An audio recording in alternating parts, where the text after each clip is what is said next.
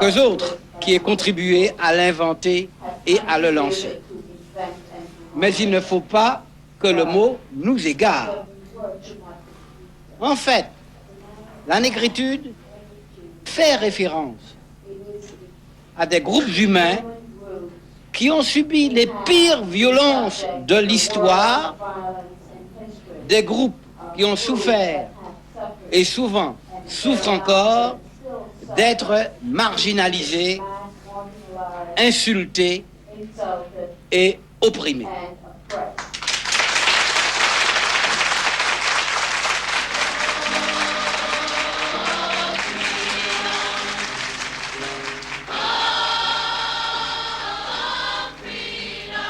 Pour Senghor et Césaire, les deux apôtres de la négritude, l'engagement n'est pas qu'intellectuel.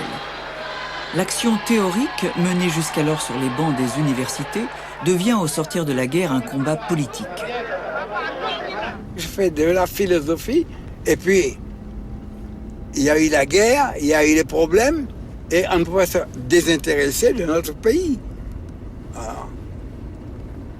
Alors mais j'étais tout naturellement un homme de gauche, moi.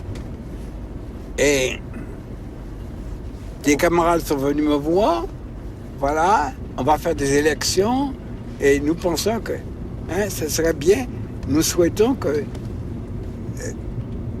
t'offrir de devenir député. Je dis, moi je n'y connais rien, ça ne fait rien, il fallait, nous, intellectuels, on n'a pas le droit de se désintéresser de notre pays. C'était une époque où on pensait qu'il fallait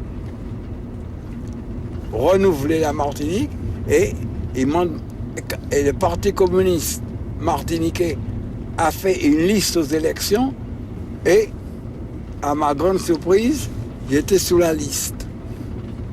Ouais. Et vous avez été élu? J'ai été élu.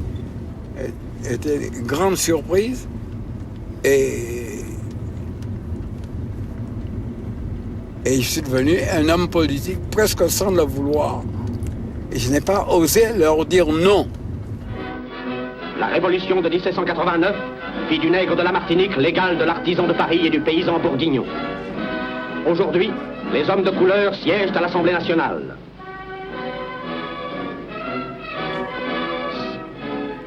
Mesdames, Messieurs, je voudrais vous rappeler que c'est nous qui avons demandé que la Martinique, la Guyane, la Guadeloupe et la Réunion fussent transformées en départements français. Ce que l'on a appelé, à tort je crois, l'assimilation. Nous vous avons demandé l'assimilation des droits de l'homme et du citoyen. Celle que vous nous offrez, c'est celle de la matraque et des gardes mobiles. Ce ne sont pas les meilleurs ambassadeurs de la France.